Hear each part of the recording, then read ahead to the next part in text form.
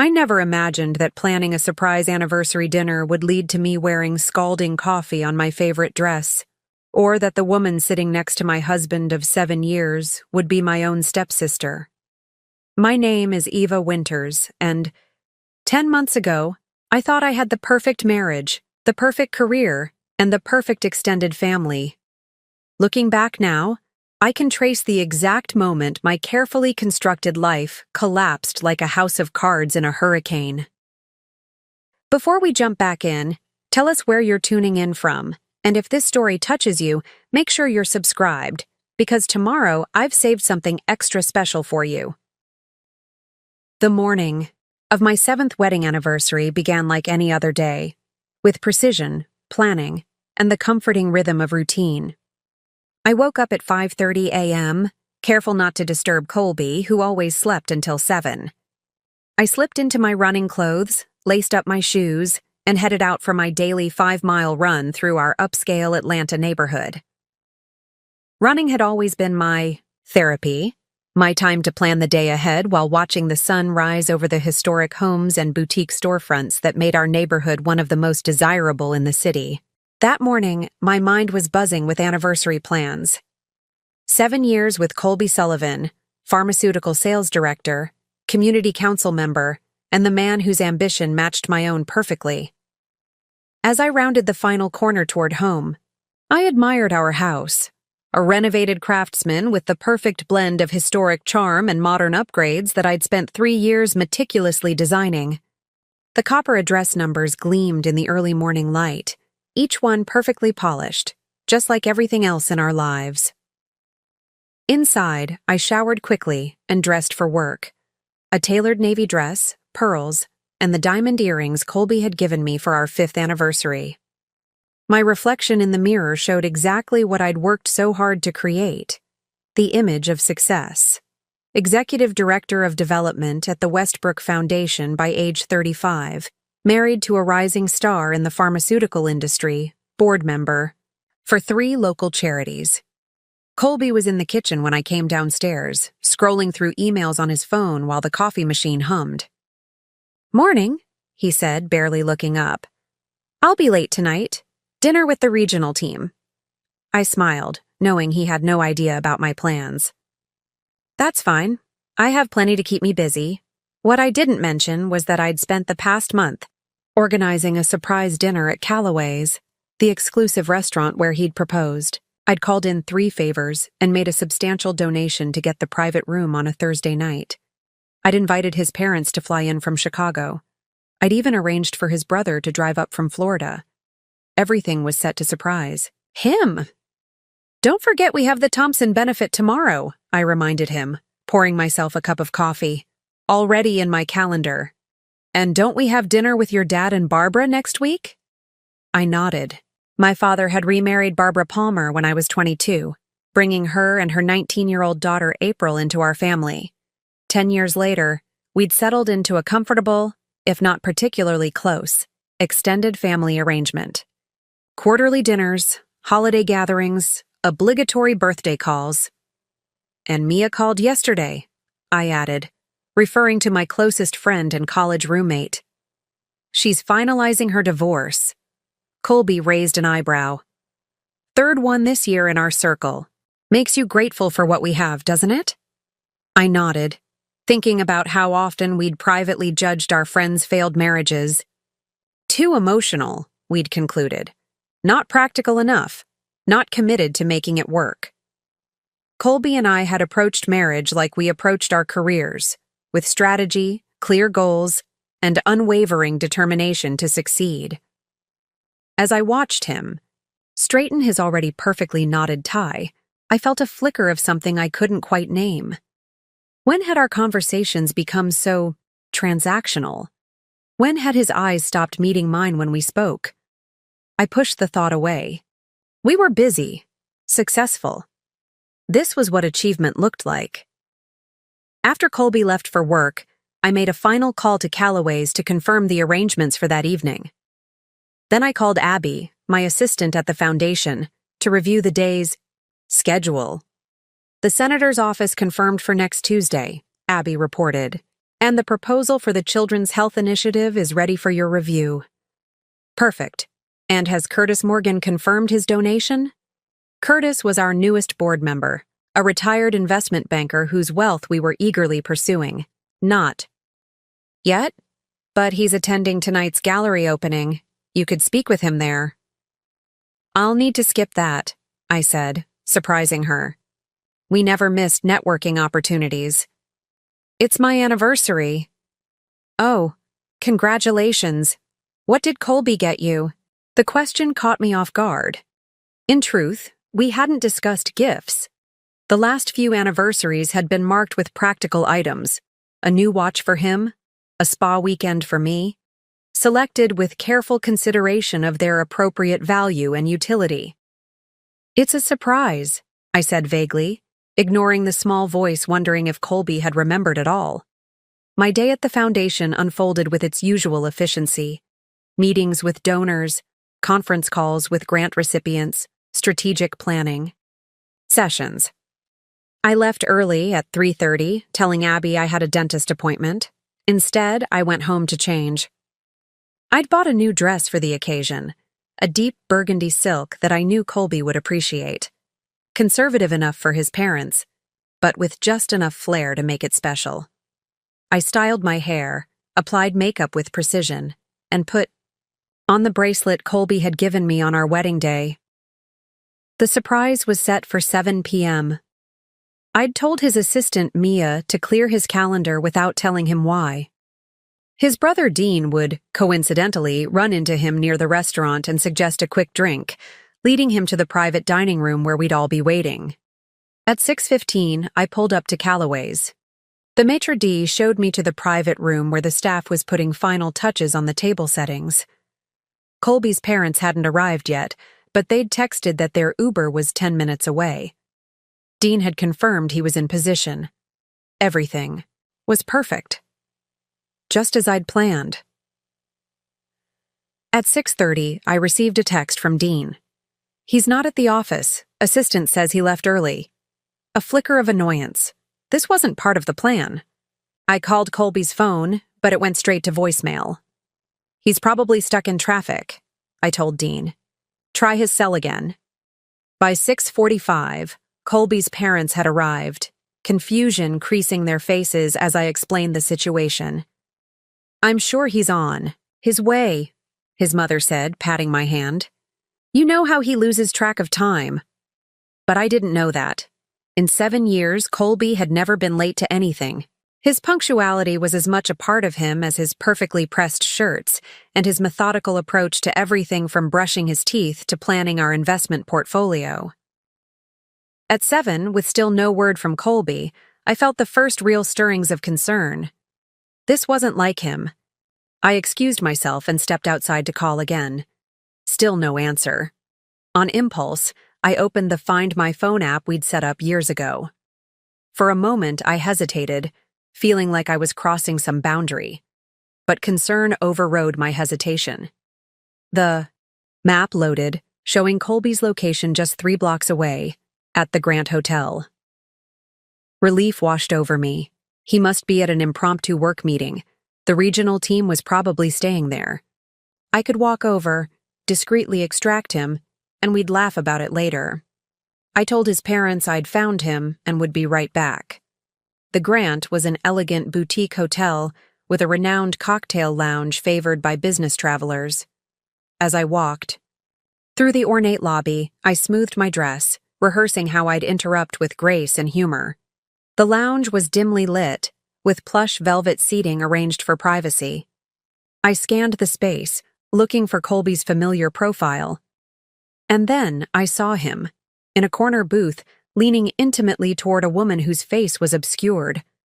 I moved closer, telling myself this was clearly a business meeting, despite the setting and the body language that suggested otherwise. And then the woman laughed, tossing her head back in a gesture so familiar it stopped me in my tracks. April, my stepsister.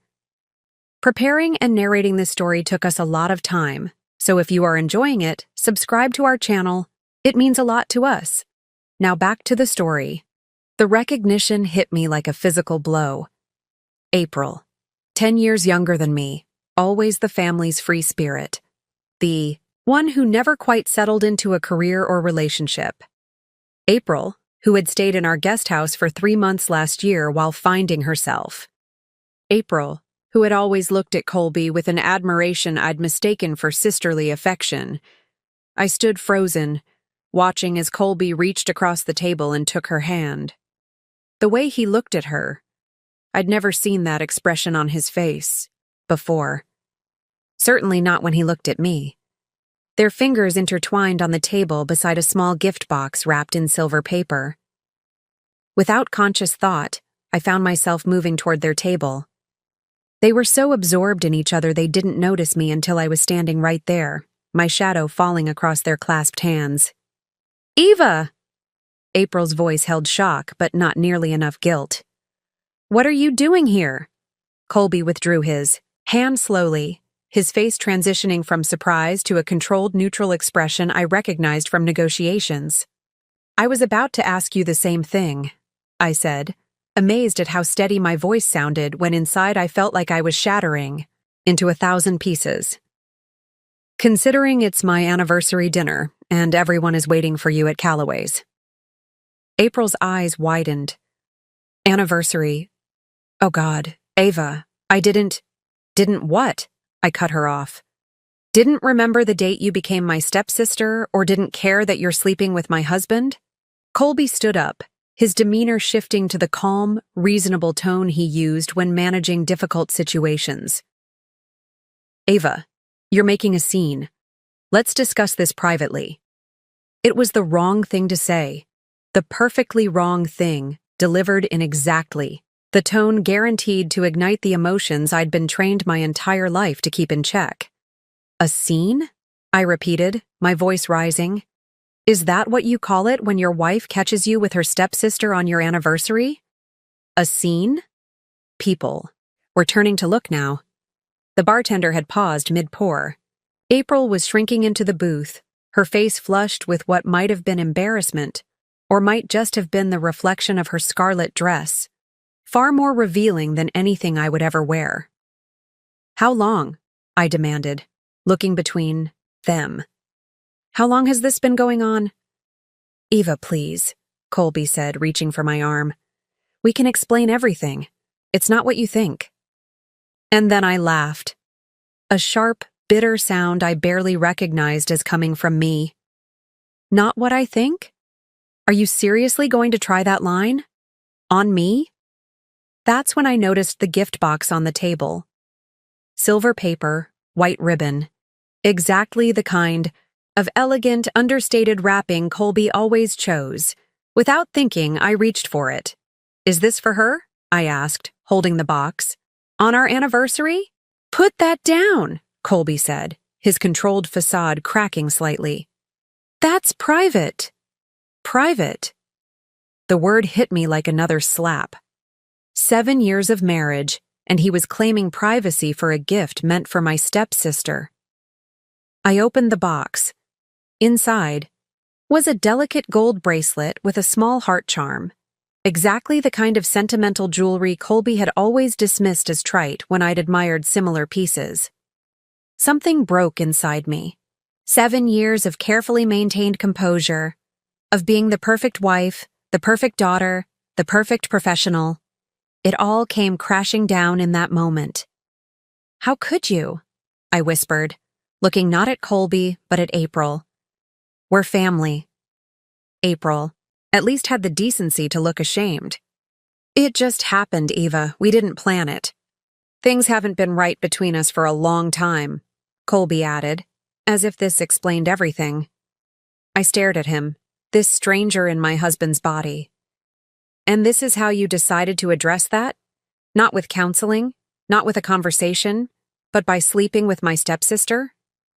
Colby's jaw tightened, the only visible sign of his rising anger. He reached for the coffee cup on the table, his movements deliberate, controlled. "You're making assumptions. This isn't what it looks like." "Then what is it?" I demanded.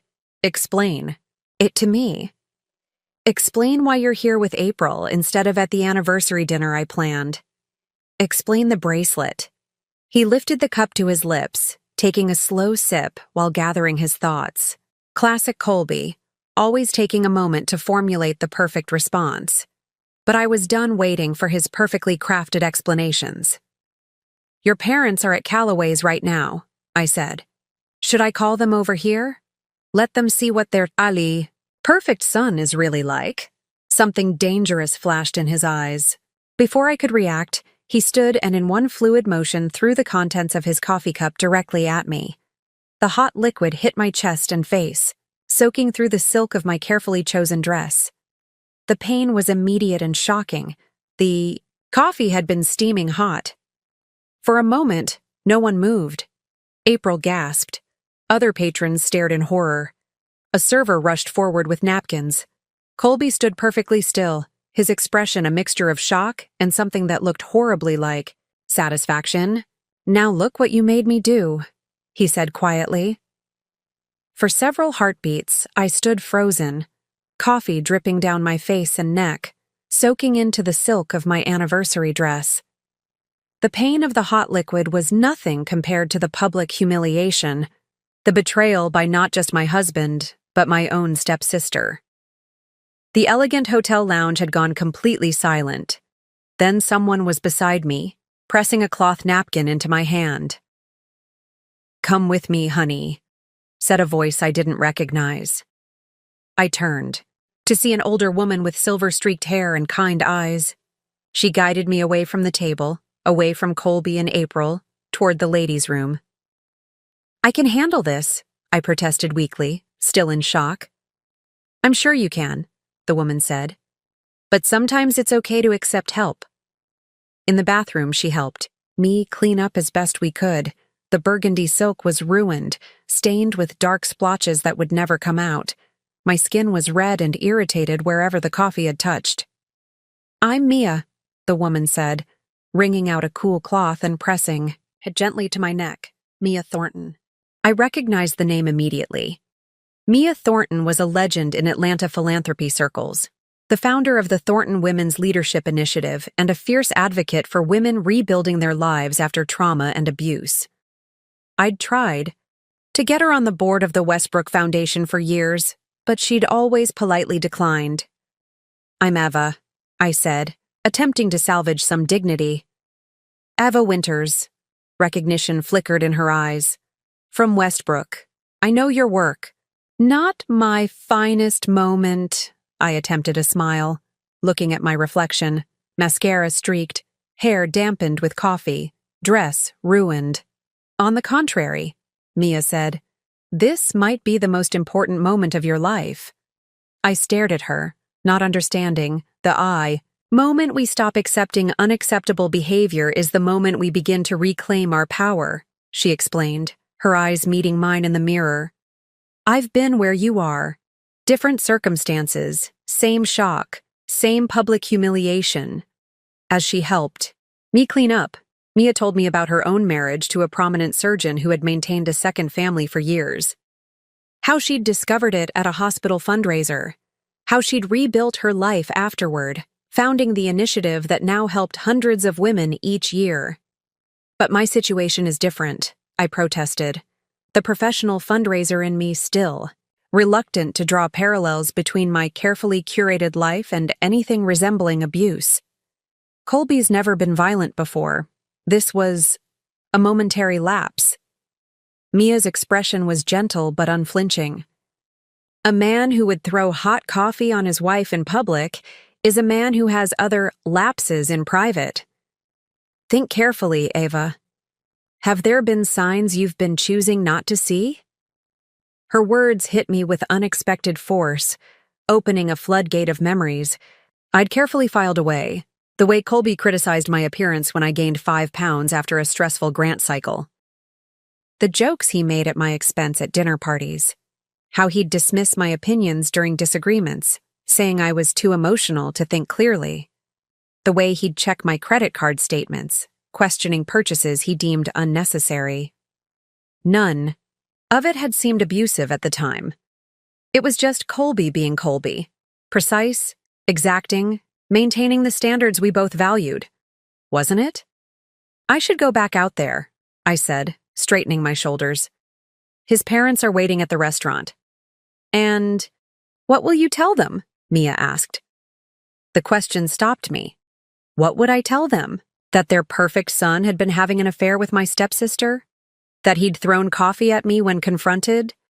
That our seemingly ideal marriage was a carefully maintained facade? I don't know, I admitted, the words feeling foreign on my tongue.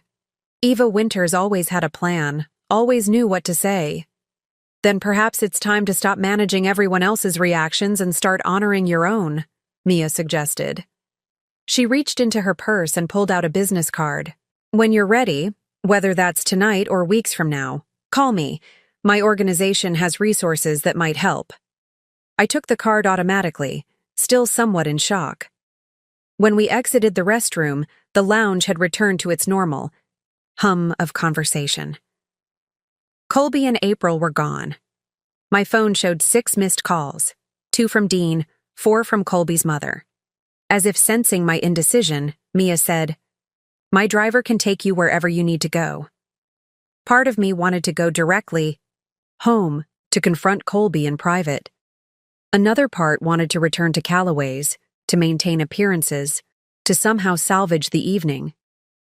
The Eva of that morning would have known exactly what to do, would have calculated the most strategic response to minimize damage and maintain control of the narrative. But that Eva seemed very far away now. I can't go to Calloway's like this, I said, gesturing to my ruined dress. Then don't, Mia said simply. You don't owe anyone an appearance tonight. Her words felt like permission I hadn't known I needed. I texted Dean briefly, asking him to tell his parents I wasn't feeling well and we'd have to reschedule. No further explanation. Mia's driver took me not to my home but to a small boutique hotel across town, after I realized I couldn't face the house Colby and I shared. Not tonight. I checked in under my maiden name, using a credit card Colby didn't have access to, one I'd maintained separately for Foundation emergencies. In the anonymous safety of the hotel room, I finally allowed myself to feel the full impact of what had happened. The betrayal by my husband, the betrayal by April, the public humiliation, the realization that my carefully constructed life had been built on illusions. I ran my fingers over Mia's business card, remembering the quiet strength in her eyes. She'd rebuilt her life after a similar betrayal, had created something meaningful from the ashes of her marriage. But her path seemed impossible to imagine for myself. Colby and I weren't just married. Our lives were intricately intertwined. Joint accounts, property together, shared social circles centered around our carefully cultivated image as the perfect power couple. Professional connections that benefited us both. Walking away would mean dismantling everything I'd spent years building. Could I really start over at 35? My phone buzzed with incoming texts. Colby, alternating between apologies and justifications. You took me by surprise. I overreacted.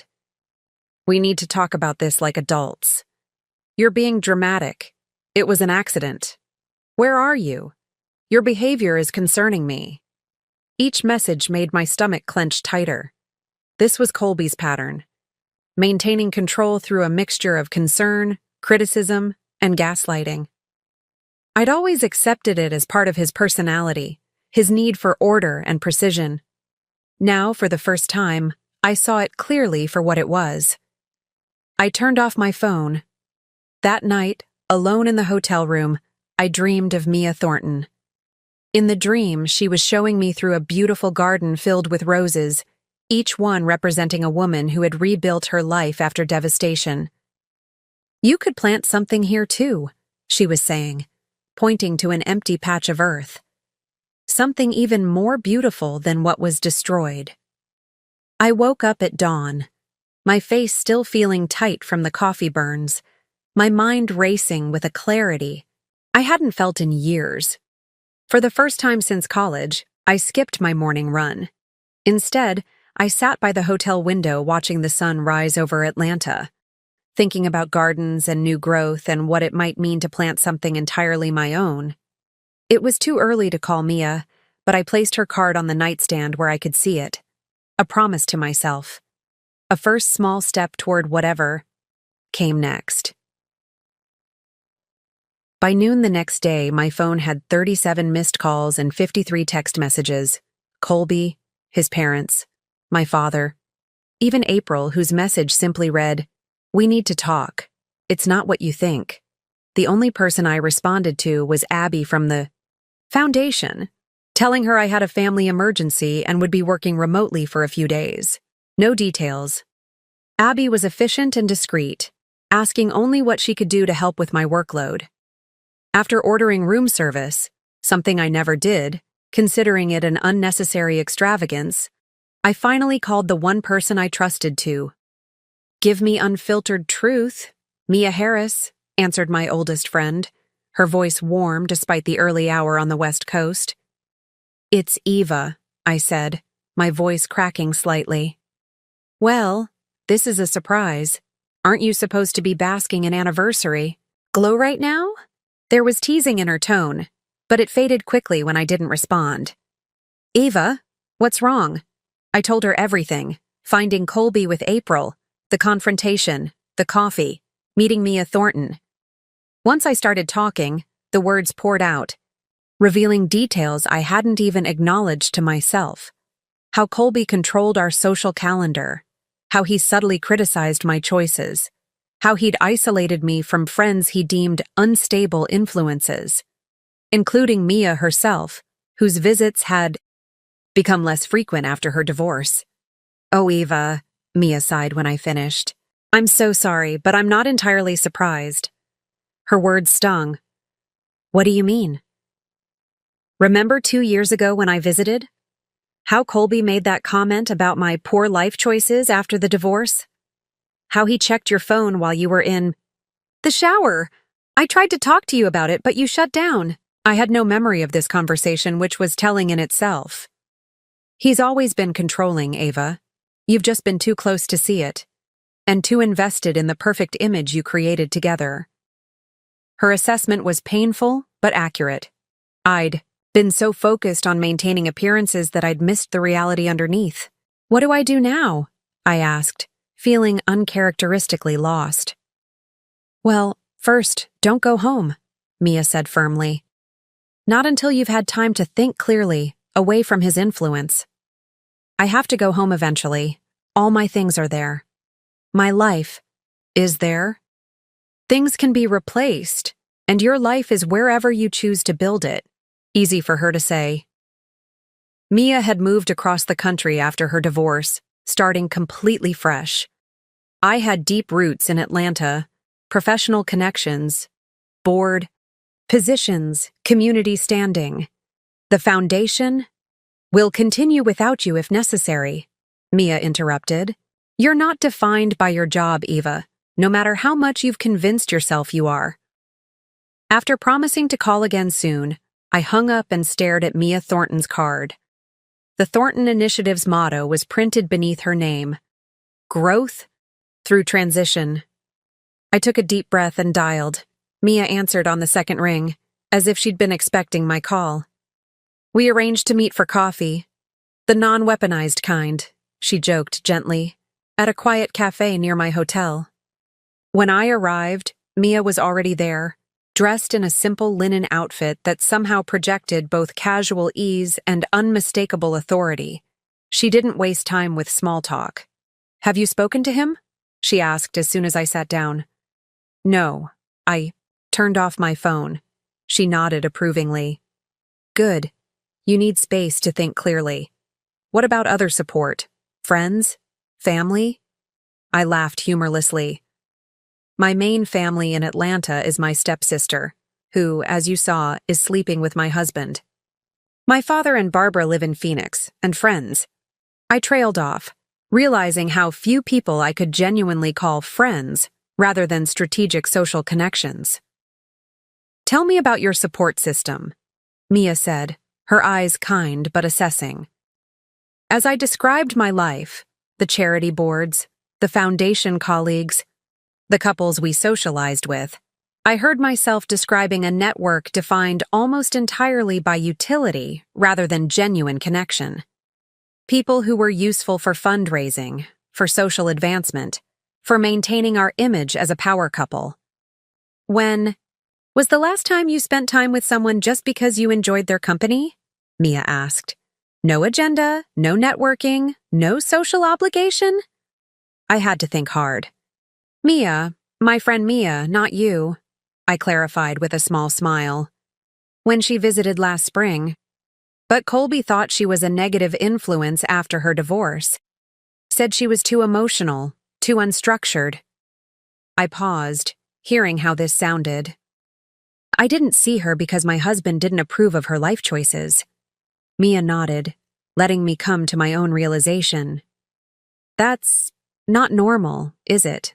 I asked quietly. No, Mia confirmed. It's a classic isolation tactic. Cut someone off from independent relationships, and they become dependent on the relationship you control. The cafe suddenly felt too warm. But we were partners, I protested. Equals.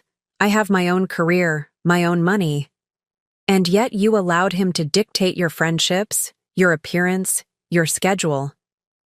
You internalized his standards so completely, you thought they were your own. I wanted to argue, but flashes of memory kept interrupting my defense. Colby suggesting I change before events if my outfit wasn't appropriate. Colby checking my calendar and questioning appointments he hadn't approved. Colby dismissing my longtime assistant's wedding as not worth the weekend because the bride's family wasn't well connected. None of it had seemed controlling at the time. It was just part of our shared vision for success, for the life we were building together, wasn't it? I had colleagues, my team at the foundation, I said weakly. Professional relationships are important, Mia acknowledged, but they're not the same as having people who love you for yourself, not your position or what you can do for them. As we continued talking, Mia gently helped me map out my actual support system, the people I could truly count on versus those who were connected to Colby or dependent on our joint social standing. The list of genuine supports was alarmingly short. Mia Harris on the West Coast, my father, though even that relationship was complicated by Barbara and April, and perhaps Abby, my assistant, whose loyalty had been proven time and again. This is why many women stay in controlling relationships, Mia explained. The isolation happens so gradually they don't notice until they need help and realize how few independent connections they have left. I'm not in an abusive relationship, I said automatically, then faltered. At least I didn't think I was. Abuse isn't just physical, Eva. Control, isolation, public humiliation, these are all forms of emotional abuse. And throwing hot coffee? On you? That's both emotional and physical. I touched my neck, where the skin was still slightly tender from the burns. He'd never done anything like that before. That you remember, Mia said gently. Our minds are remarkably good at reframing experiences to maintain our sense of safety and control. As I drove back to the hotel, Mia's insights echoed in my mind. Had I really been so blind? Had I willingly participated in my own isolation, prioritizing a perfect image over genuine connection? My phone, which I'd finally turned back on, buzzed, with a text from Colby. Your behavior is becoming concerning. If you don't come home by tonight, I'll have to take appropriate action. The message sent a chill through me, not just for its controlling tone, but because it was so familiar. This was how Colby always communicated when I stepped outside the boundaries he'd set. A mixture of concern and threat, designed to make me question my own judgment. For the first time, I saw it clearly for what it was. I pulled into the hotel, parking lot, and sat in my car, a sense of clarity washing over me. My support system might be smaller than I'd believed, but it was real, and it could be rebuilt, strengthened, expanded, if I had the courage to step away from the false stability Colby had constructed around us. I texted Abby, Need a favor? Can you discreetly get my personal laptop from my office and bring it to the Archer Hotel? Room 512. Don't tell anyone where I am. Then I texted Mia Harris. You were right. About everything. I'm not going home. Her response came immediately. Proud of you. What's your next step? I stared at the question for a long moment. My entire adult life had been planned with meticulous precision, each decision carefully calculated for maximum benefit to my career and social standing. Now I was contemplating stepping into a future I couldn't predict or control. I don't know, I typed honestly. But I'm ready to find out. The following week passed in a blur of practical decisions and emotional reckonings. I extended my stay at the hotel, had Abby bring me essential items from the office, and managed foundation business remotely. I'd responded to my father's concerned messages with vague reassurances, not yet ready to explain what had happened with April. Colby's messages had evolved from concern to anger to calculated remorse. I overreacted, he wrote. But you provoked me. We both made mistakes. Let's fix this together. I didn't respond, which seemed to infuriate him more than anything else. On the 7th day of my self-imposed exile, as I was reviewing grant proposals in my hotel room, there was a knock at the door. My heart raced. Had Colby found me? I approached cautiously and checked the peephole. April. When I opened the door, I barely recognized my stepsister. Her usual perfect appearance was disheveled, her eyes red-rimmed from crying. Eva, please, she said before I could speak. 5 minutes. That's all I'm asking. Against my better judgment, I let her in. She perched awkwardly on the edge of the desk chair while I remained standing, arms crossed. Colby told me you haven't been home, she began. He's worried about you. Colby is worried about how this looks, I corrected. And I imagine you are too. April flinched. I deserve that. But Eva, you have to understand. It wasn't what you think. You weren't having an affair with my husband? No, I mean, yes, but... She twisted her hands in her lap. It's complicated. April explained how it started during her stay in our guest house. Colby had told her our marriage was just for appearance, that we were staying together for professional reasons with no real connection. As she continued talking, I recognized Colby's familiar pattern, the same words, the same approach. He'd used with me years ago. The bracelet, I said suddenly. Was it a gift for your birthday? April's birthday had been the previous week. She looked startled. How did you know? Because he gave me the same bracelet 3 years ago. Same gold chain, same heart charm. Probably even the same inscription. To new beginnings, right? April's face confirmed it. He's not very original, I said with a hollow laugh. He uses the same playbook over and over. I was just too blind to see it. What do you mean? I mean, April, that you're not the first. And if I'd stayed, you wouldn't have been the last. She revealed that Colby had been different since that night. Angry, controlling, threatening. When she suggested taking a step back, he'd said she'd regret it, that no one would believe anything she said against him. There it was, the mask slipping to reveal the true face beneath. I'd seen glimpses of this Colby over the years, but always explained them away. I'm scared, Eva, April whispered. I thought I knew him, but now, despite everything, I felt a flicker of protective instinct toward my younger stepsister. Yes, she'd betrayed me horribly, but she'd also been manipulated by a man who excelled at identifying vulnerabilities and exploiting them. Listen carefully, I said, sitting across from her. You need to cut all contact with Colby, block his number, stay with friends he doesn't know, or go back to Phoenix to Dad and Barbara for a while. But my job is less important than your safety, I finished firmly. The man throws hot coffee on people who challenge him in public. What do you think he's capable of in private when he feels truly threatened?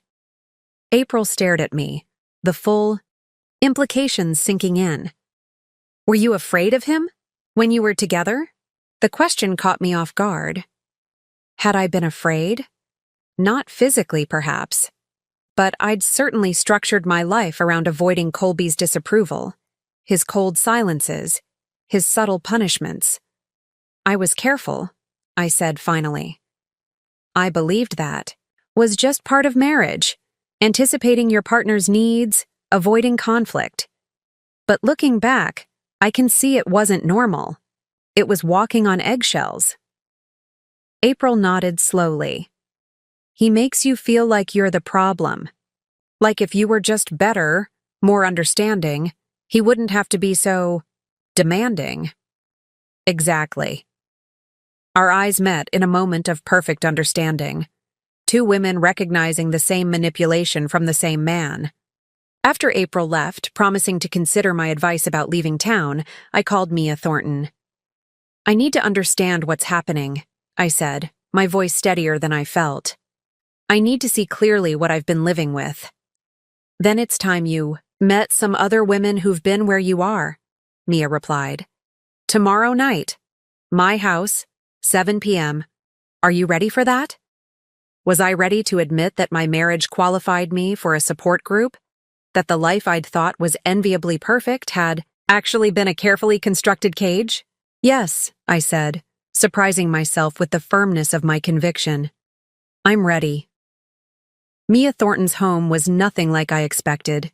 Instead of the grand showcase I'd anticipated from a prominent philanthropist, her address led me to a modest craftsman bungalow in an artistic neighborhood.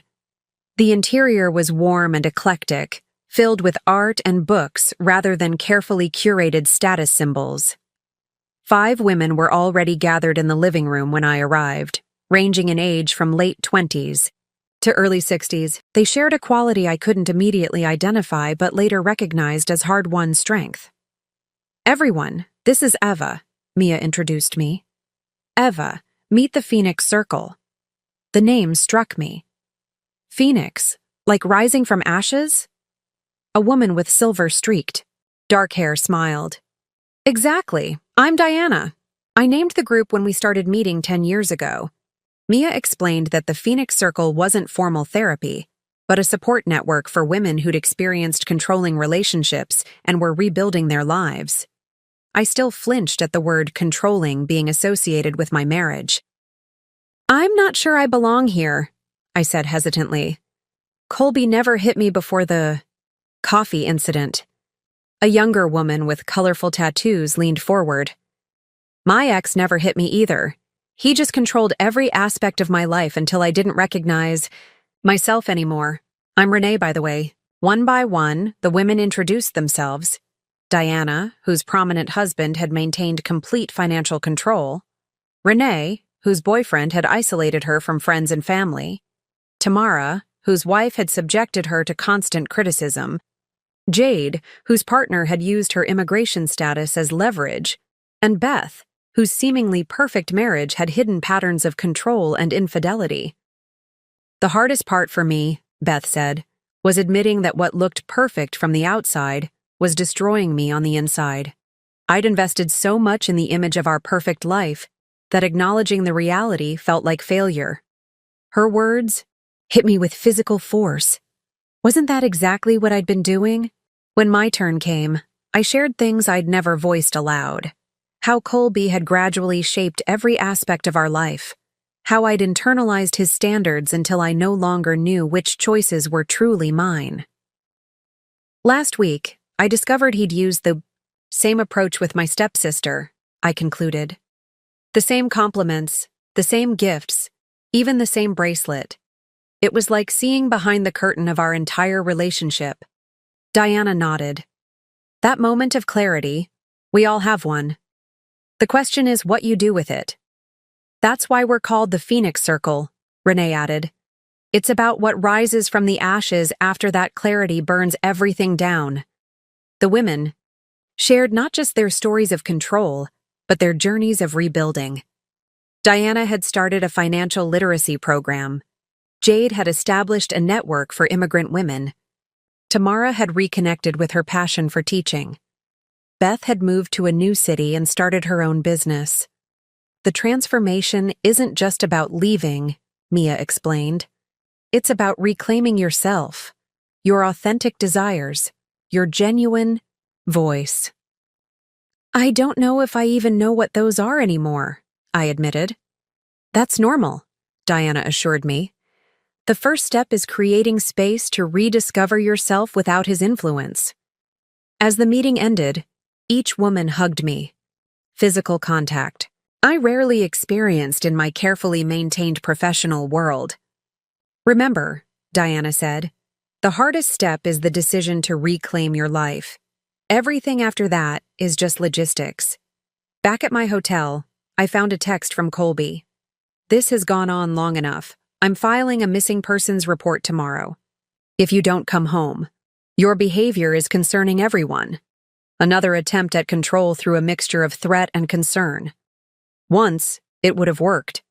I would have calculated the potential damage to my reputation and returned home to manage the situation.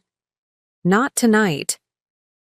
Instead, I did something I hadn't done since college. I journaled. 3 simple questions at the top of the page. What do I want? For my life? What parts of my current life are truly mine? What would I do if I weren't afraid? As dawn broke, I made my decision. I wouldn't be returning to our marriage or the life we'd constructed together. The path forward was uncertain, but the alternative, returning to a beautiful cage, was unthinkable. I called Mia. I need a lawyer, I said when she answered. And I need to go to the house today while Colby's at work.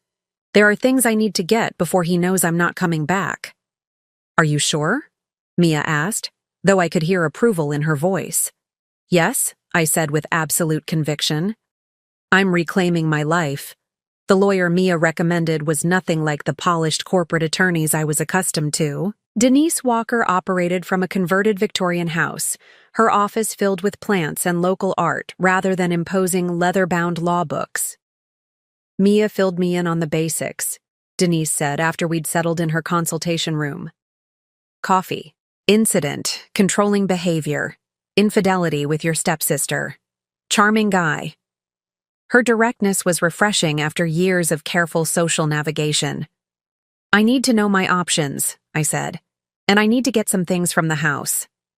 For the next hour, Denise outlined what I could expect: financial implications, the likely timeline, potential challenges given Colby's resources and connections.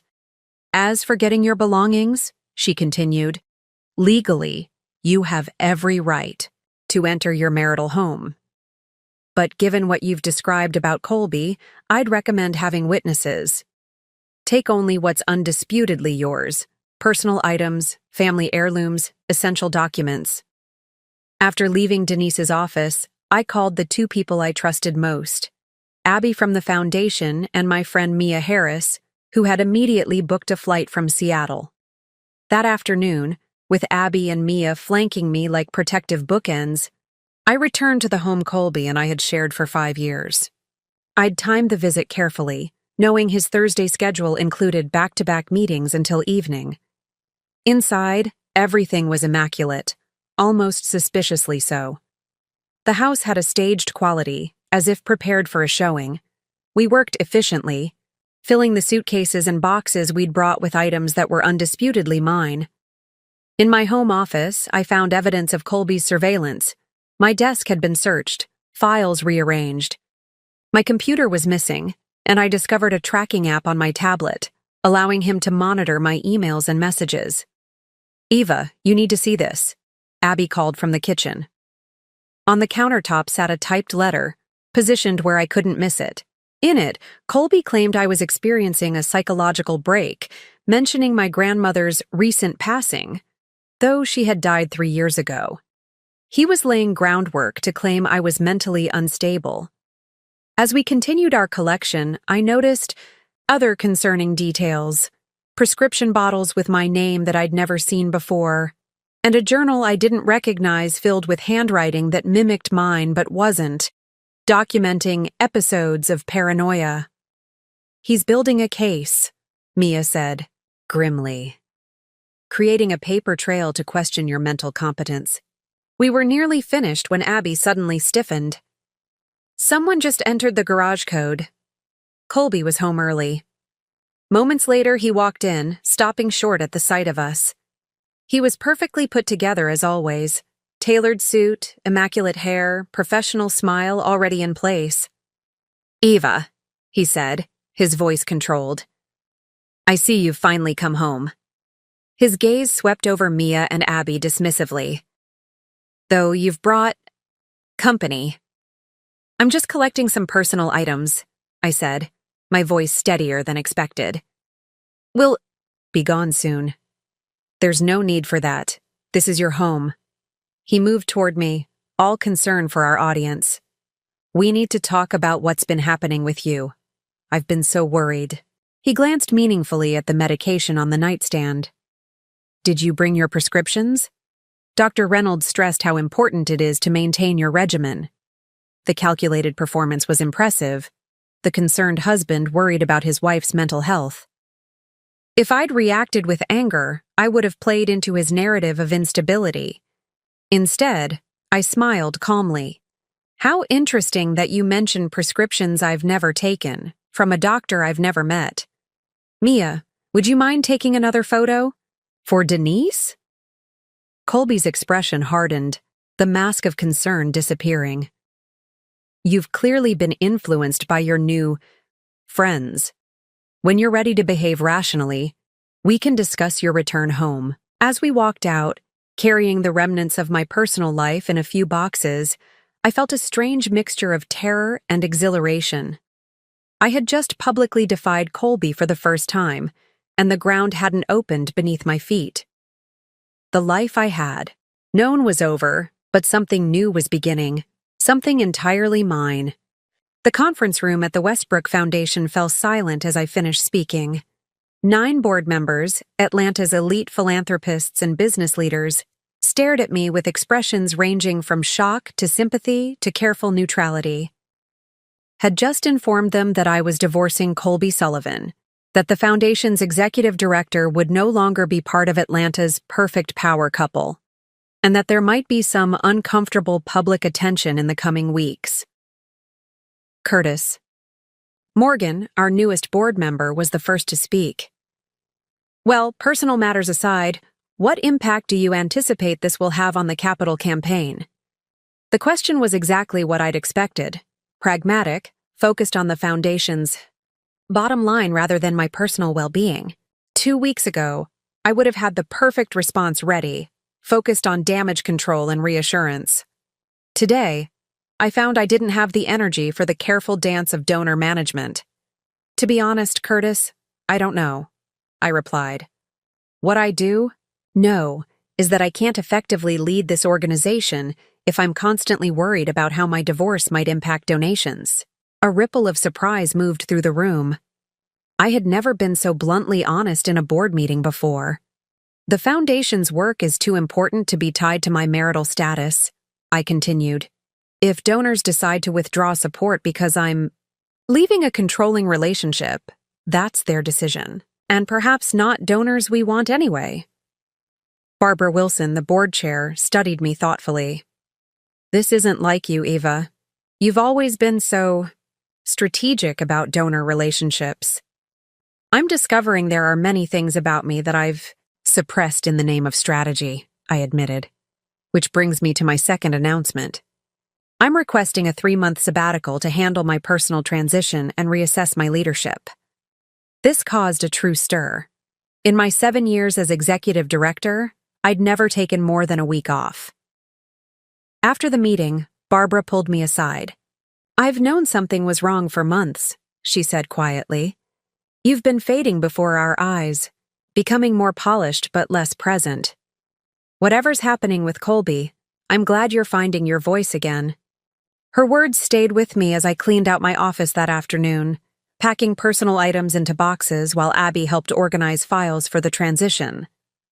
The foundation had been the center of my identity for so long, the primary arena where I exercised my carefully honed competence. Stepping away, even temporarily, felt like removing a crucial support beam from my identity. "What will you do?" Abby asked. "During your sabbatical, I mean." I laughed softly. "I have absolutely no idea. That's rather the point." The truth was, I couldn't remember the last time I'd made decisions without considering their impact on my professional advancement, social standing, or Colby's approval. What did Eva Winters, not Eva Sullivan, not the executive director, not the perfect wife, actually want? That evening, I received a surprising call from my father. He and Barbara were coming to Atlanta and wanted to meet. The conversation I'd been avoiding about April could no longer be postponed. Over dinner the next evening, I finally shared the full story. Not just the coffee incident, but the patterns of control, the gaslighting, the evidence Colby had planted, suggesting I was mentally unstable. My father listened with growing anger, while Barbara's expression moved from skepticism to horror. April came to my hotel room after it happened, I concluded. She admitted the affair but said Colby had convinced her our marriage was just for show. When she tried to end things with him, he threatened her career. Barbara's eyes filled with tears. She's back in Phoenix because she said she needed a break from her job. I thought she was running from him, I finished. Which was the right thing to do? My father reached across the table and took my hand. "I'm so sorry, Eva. I had no idea it was this bad." "I didn't want anyone to know," I admitted. "I was too proud, too invested in the perfect image we'd created. It took having hot coffee thrown in my face to finally see clearly." As I walked through Piedmont Park after dinner, processing the conversation, I received a text from Mia Thornton. "The Thornton Initiative Board has a proposal I'd like you to hear." The next morning, Mia introduced me to her team and offered me a position developing a new program called the Phoenix Professional Network, focused on helping professional women transitioning out of controlling relationships. "You understand? What these women are experiencing in a way that someone with only academic knowledge couldn't," Mia explained. "Your professional background gives you the skills, and your own journey gives you the authenticity to lead it." For the first time in months, I could envision a future that integrated my professional skills with authentic meaning, work that would transform my painful experience into something that could help others navigate similar journeys. As I left the Thornton Initiative that day, I felt a strange sense of things coming full circle. The coffee incident that had shattered my carefully constructed life was potentially leading me towards something meaningful, something completely mine. The divorce proceedings took a decisive turn in early August, 3 months after the coffee incident. Denise called me into her office, where she sat surrounded by stacks of documents, a satisfied smile playing at her lips. "We've got him," she announced as soon as I settled into the chair. "Remember how Colby's been fighting the financial discovery process? Now we know why." She pushed a folder toward me containing evidence that Colby had been systematically moving funds from our joint accounts into offshore holdings for at least 2 years, preparing for a separation long before I'd discovered his affair with April. "What he's been doing is illegal," Denise continued, "and it gives us significant leverage. His attorney requested a meeting tomorrow to discuss settlement terms." As I left Denise's office, I felt a strange sense of lightness. The evidence of Colby's financial deception should have hurt, but it simply confirmed what I already knew. Our entire relationship had been built on calculation rather than connection. The settlement meeting took place in a sterile conference room at his lawyer's downtown office. It was the first time I'd seen Colby since collecting my belongings from our house. He looked immaculate as always, but there was a tightness around his eyes that revealed the strain of recent months. Throughout the negotiation, Colby barely looked at me, speaking almost exclusively to Denise. The settlement offer they presented was far more generous than I'd anticipated, likely motivated by his desire to avoid public exposure of his financial manipulations. When we finalized the preliminary agreement, Colby's attorney stepped out to make copies, leaving us momentarily alone with Denise. "You didn't have to do this," Colby said suddenly, his voice low. We could have worked things out privately. The familiar, manipulative tone no longer had power over me. Actually, I did have to do this, I replied calmly. I had to choose myself for once. Something flickered in his eyes. Perhaps recognition that the woman sitting across from him was not the Eva he'd controlled for years. This Eva saw him clearly, without the distorting lens of his manipulation. That evening, I received an unexpected invitation from Mia Thornton to attend a planning session for the Phoenix Professional Network. Though I hadn't formally accepted the position yet, I found myself intrigued by the project in a way I hadn't felt about work in years. The meeting was held in the Thornton Initiative's collaborative workspace, so different from the formal hierarchy of the Westbrook Foundation. A diverse team of professionals had gathered to discuss the program's framework, and Mia invited me to share my perspective. At first, I hesitated, uncertain of my place in this new environment. But as the discussion progressed, I found myself contributing more confidently, drawing from both my professional expertise and my personal experience. What these women need most, I explained, is practical support coupled with genuine validation. When you're coming out of a controlling relationship, you doubt your own judgment. Every decision feels fragile. The team listened attentively, building on my insights, treating my experience as valuable expertise rather than a personal failing. It was a startling contrast to the careful distance my foundation colleagues had maintained since news of my separation. After the meeting, Mia pulled me aside. You have a unique perspective that's essential to this project, Eva. You understand both worlds, the professional pressures these women face, and the personal reality of breaking free from control. I'm still in the midst of my own process, I reminded her. I don't have all the answers. That's precisely what makes you authentic. You're not speaking from some distant, healed perspective. You're in the trenches, dealing with the same challenges they are. As I drove home, I reflected on how differently I felt leaving this meeting compared to foundation board meetings. Instead of the careful performance of competence I'd maintained for years, I'd been genuinely engaged, contributing from a place of authentic experience rather than strategic calculation. For the first time since the coffee incident, I could see a path forward that felt meaningful. Not because it advanced my social standing or professional reputation, but because it connected my painful experience to a larger purpose. That night, I wrote 2 emails. The first was to Barbara at the Westbrook Foundation, extending my sabbatical indefinitely. The second was to Mia Thornton, accepting the consultant position with the Phoenix Professional Network. As I clicked send on both messages, I felt a sense of alignment I hadn't experienced in years. The coffee had burned away more than just my perfect dress. It had scorched through the carefully constructed facade of my life, revealing a more authentic path beneath. September brought crisp mornings, changing leaves, and the first real test of my newfound independence. I had settled into a productive routine. Mornings consulting with the Thornton Initiative on the Phoenix Professional Network, afternoons working on my own healing through therapy and creative pursuits, evenings connecting with actual friends rather than strategic social contacts. The divorce settlement was proceeding smoothly, my financial future secure enough to move forward without anxiety. I'd even begun looking at small houses in neighborhoods I'd previously dismissed as too bohemian for someone of my position. Then, the counterattack began. It started with a phone call from Abby.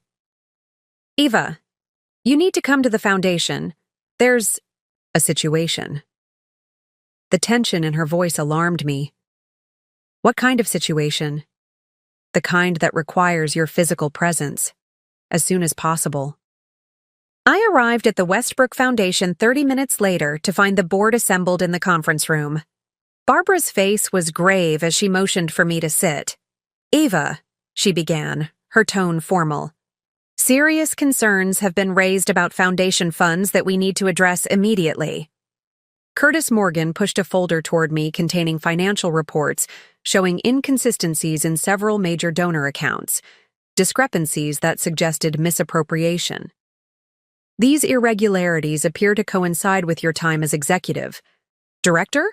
Curtis stated, his tone making the implication clear. The board has a fiduciary responsibility to investigate. I stared at the documents, momentarily speechless. The transactions looked legitimate at first glance. They included my electronic signature and followed protocols I'd established, but I had no recollection of authorizing them. I didn't make these transfers, I said finally. Someone has falsified my authorization. Curtis's expression remained skeptical. The timing is concerning. These discrepancies appear shortly before your personal difficulties began. The insinuation was clear. I had been embezzling foundation funds to prepare for my divorce from Colby. This is absurd, I stated, keeping my voice steady despite the panic rising within me. I've dedicated 7 years to this foundation. I would never— No one is making accusations, Barbara interrupted. We're simply following necessary procedures. The board has voted to engage an independent auditor and to place you on administrative leave until the investigation is complete. As I left the foundation building, my phone buzzed with a text from an unknown number.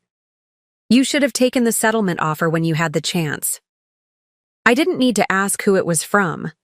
Colby had escalated from trying to control me to actively trying to destroy me.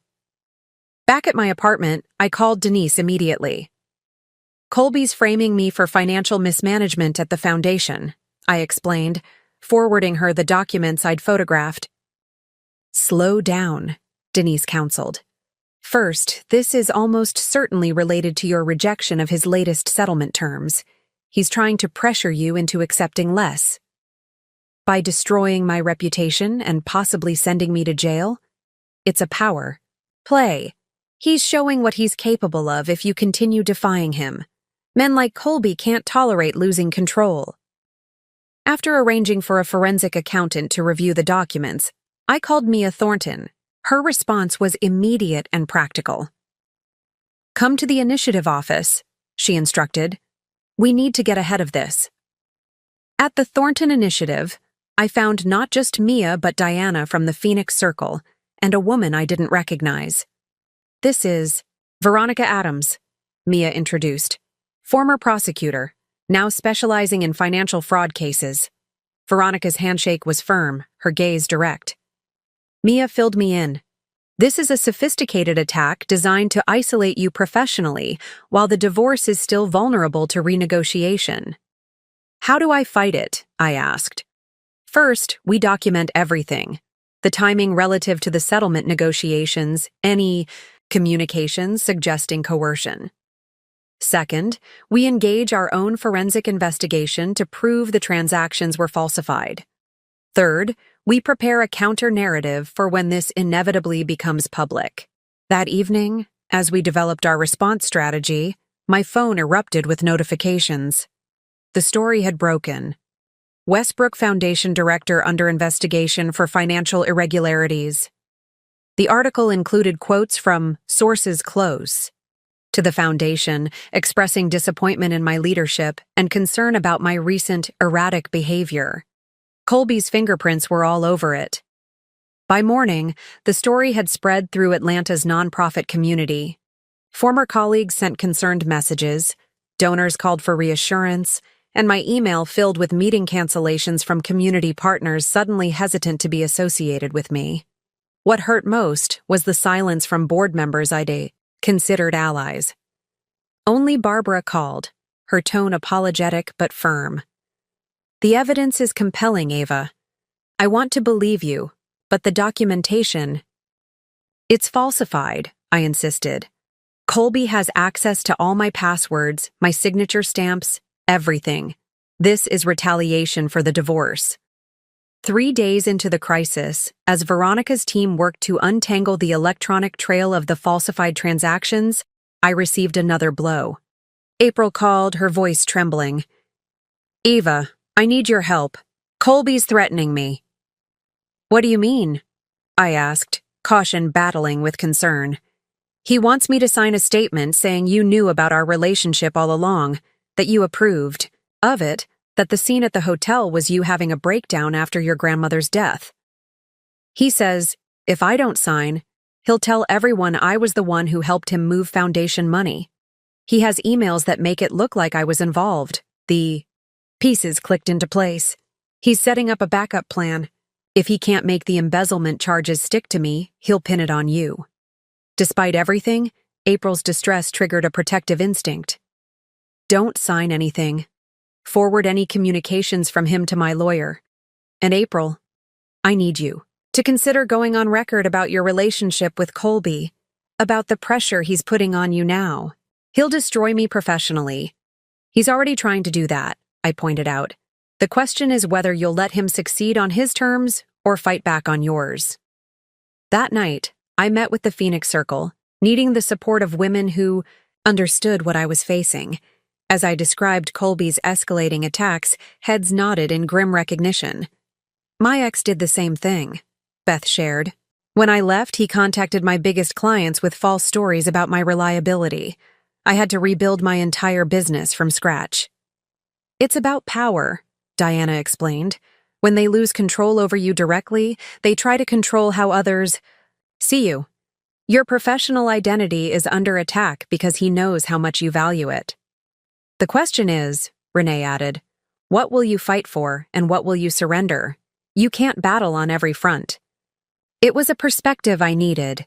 Permission to be strategic about my responses, to focus my energy where it mattered most, to accept that some losses were inevitable in the larger war for my independence. As I drove home, a strange calm settled over me. Colby's counterattack was brutal, potentially devastating to the professional identity I'd spent years building. But in attacking my career so viciously, he had inadvertently clarified what mattered most, not my professional reputation, but my hard-won clarity and authenticity. I pulled into my apartment complex, noticing a familiar car in the visitors' parking, Abby's. She was sitting on the steps to my building, waiting. I found something, she said as I approached, her expression a mixture of determination and fear. About the financial transfers. I think I know how they were falsified. I found a hidden program on the Foundation's accounting system, Abby explained once we were inside my apartment. It was installed 3 months ago using your credentials, but the access logs show it happened during your conference in Washington when your laptop was in the office. When Colby offered to drop it off for me, I remembered, the pieces falling into place. Abby nodded. The program creates a shadow copy of your digital signature that can be applied to transactions without the usual verification protocols. I only found it because I was looking for discrepancies in the system timestamps. Can you prove it wasn't me who installed it? Better. I can prove it was Colby. She pulled out her phone, showing me security footage from the Foundation office. He came in that day, supposedly to drop off documents. This shows him at your computer for nearly 20 minutes.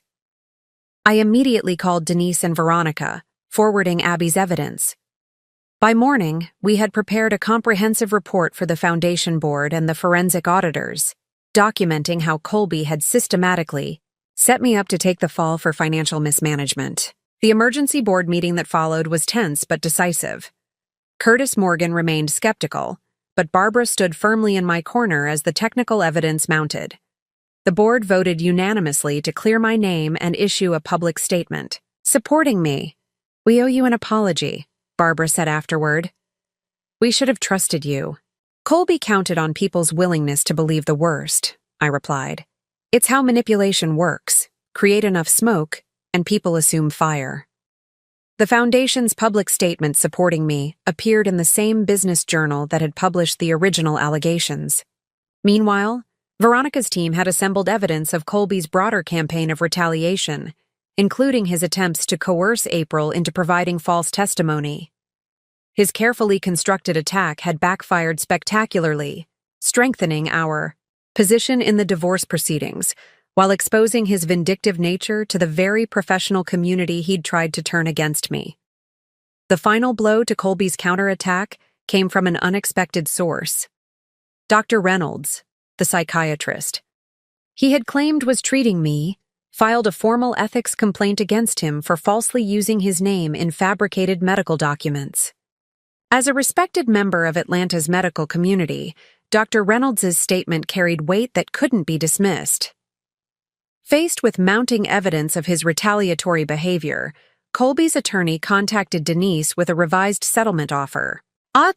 One that required no further negotiations and included a non-disparagement clause that would prevent him from making any future false claims against me. "We've won," Denise said when she called with the news. "He's retreating to minimize the damage to his own reputation." As I signed the final divorce papers, I felt not triumph, but liberation.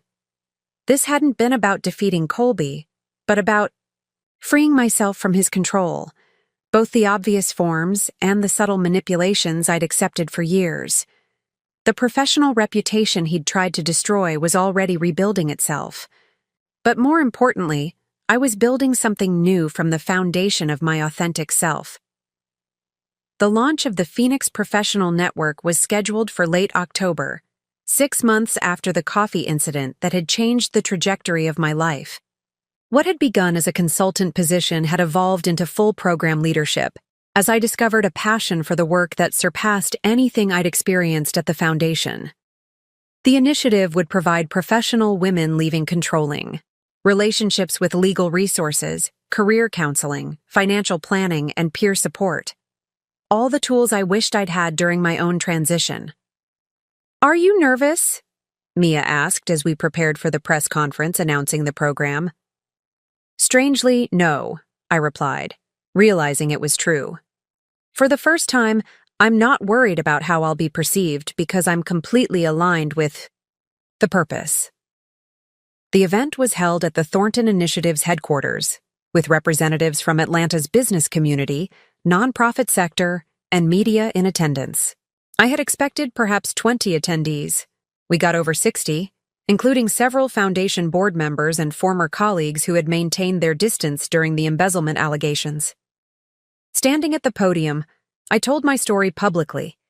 For the first time, not the sanitized version I might once have crafted to minimize damage, but the raw truth about the controlling relationship, the public humiliation of having coffee thrown on me, and the subsequent campaign of retaliation I'd faced. The most dangerous moment for women in controlling relationships is when they decide to leave, I explained.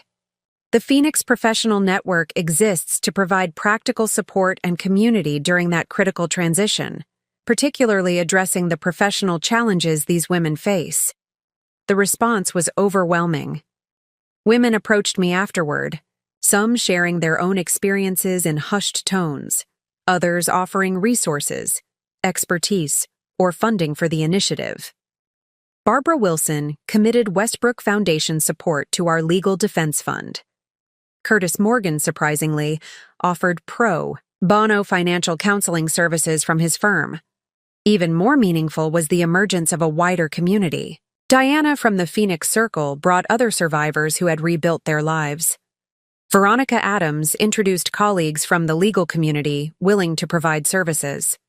April, who had flown in from Phoenix specifically for the event, stood publicly beside me, our fractured relationship healing through our shared experience of Colby's manipulation.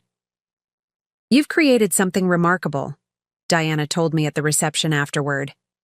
"Not just the program itself, but this gathering of people committed to supporting women through transition. I didn't create it alone," I corrected her, gesturing to the room filled with allies who had emerged during my darkest moments. Every person here played a role. Later that evening, as I helped clean up after the event, my phone pinged with a news alert.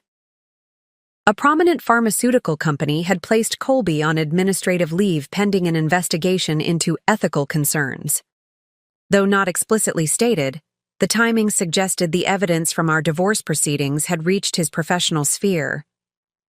I felt no satisfaction at his downfall, only a sense of justice, not just for me, but for every person whose trust he had betrayed. What Colby had intended as a moment of humiliation throwing coffee on me in a crowded restaurant, had instead become the catalyst for genuine connection, purposeful work, and a community stronger than any I had known in my carefully curated former life. 1 year to the day after Colby threw hot coffee on my anniversary dress, I stood in the garden of my new home, a modest craftsman bungalow, not unlike Mia Thornton's, in a neighborhood filled with artists and educators rather than corporate executives. The garden was hosting a celebration, marking both the anniversary of my liberation and the successful first 6 months of the Phoenix Professional Network. Women from all stages of transition mingled on my lawn, some just beginning their journey, out of controlling relationships, others years into their rebuilding process. The Phoenix Circle members were there, along with the growing team from the Thornton Initiative, Abby from the Foundation, and my father and Barbara, who had become unexpected allies in my transformation. Even April was present, our relationship, healed into something new. Not the distant stepsister relationship we'd had before, but a genuine connection forged through shared experience and recovery. "I barely recognize you," my father said, but his tone indicated it was a positive observation. "You seem so much more present." "That's because I am," I replied. "I'm actually living my life now, not performing it." The transformation hadn't been simple or linear. There had been setbacks, moments of doubt, days when I missed the certainty of my former life. But each challenge had strengthened my resolve rather than weakening it, confirming that the harder path was the right one. As the evening progressed, Diana clinked her glass for attention. A year ago, our friend Eva was sitting in a hotel room, with coffee burns on her neck and chest, her life seemingly in ruins.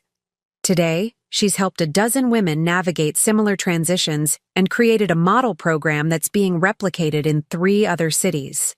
She raised her glass higher. To Ava, who reminds us that sometimes what looks like destruction is actually the beginning of something authentic and powerful.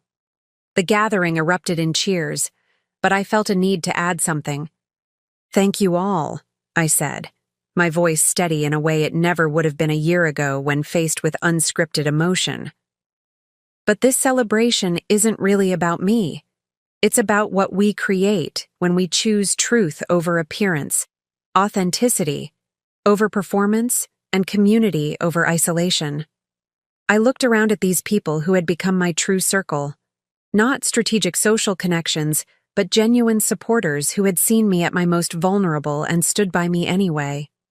A year ago, I thought my life was ending when coffee stained my perfect dress. I couldn't imagine a future outside the carefully constructed image I'd maintained. Now, I know that moment wasn't an ending, but a beginning. The first step toward a life that's messy, unpredictable, and completely mine. As twilight deepened and lights twinkled in the garden, I found myself standing with Mia Thornton, watching the community we'd helped gather. "So," she asked with a gentle smile, "was it worth it? All the pain and disruption to arrive here?" I considered the question seriously, thinking about everything I'd lost and everything I'd gained. "Yes," I said finally. "I lost a husband, a house, and a carefully managed image. But I found myself. That's a trade I'd make again every time. I've shared my story, not because it's unique, but because I know it isn't." Right now, someone watching this is sitting in a beautiful home with a seemingly perfect relationship, wondering why they feel so hollow inside. Wondering if the constant criticism, the subtle control, the walking on eggshells is just how relationships work. It's not. Some of you recognized yourselves in my story. Maybe your partner doesn't throw coffee, but they throw words that burn just as badly. Maybe they don't physically block the door when you try to leave, but they make the emotional cost of independence seem too high to bear.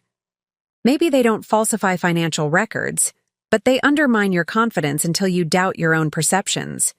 These are all forms of control, and you deserve to be free of them. When that coffee hit my dress, it was both the worst and best moment of my life. The worst because of the public humiliation, the betrayal, the burning realization of how deeply I'd been deceived. The best because it finally made visible what had been invisible for years: the control, the manipulation, the slow erosion of my authentic self. Not everyone gets such a clear moment of revelation. For many, the awakening comes gradually, a growing discomfort that eventually becomes impossible to ignore.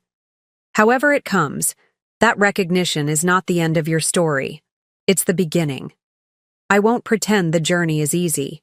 Leaving a controlling relationship means confronting not just the person who controlled you, but the parts of yourself that accepted that control. It means rebuilding your identity, your boundaries, your trust in your own judgment. But I promise you this: on the other side of that difficult journey is a life that truly belongs to you. A life where your choices reflect your authentic desires rather than someone else's expectations. A life where you recognize manipulation instead of internalizing it. A life where you're the author of your own story, not a character in someone else's. If you're in a controlling relationship now, know that you're not alone. There are resources, communities, and people who understand what you're experiencing and can help you navigate the path to freedom. You don't have to figure it all out at once. You just need to take the first step. My first step came wrapped in humiliation and coffee stains. Yours might look completely different, but whatever form it takes, I hope you'll recognize it as the gift it truly is. The invitation to reclaim yourself. You deserve to be free. You deserve to be whole. You deserve a life that is authentically, messily, gloriously yours. Up next, you've got 2 more standout stories right on your screen. If this one hit the mark, you won't want to pass these up. Just click and check them out. And don't forget to subscribe and turn on the notification bell so you don't miss any upload from us.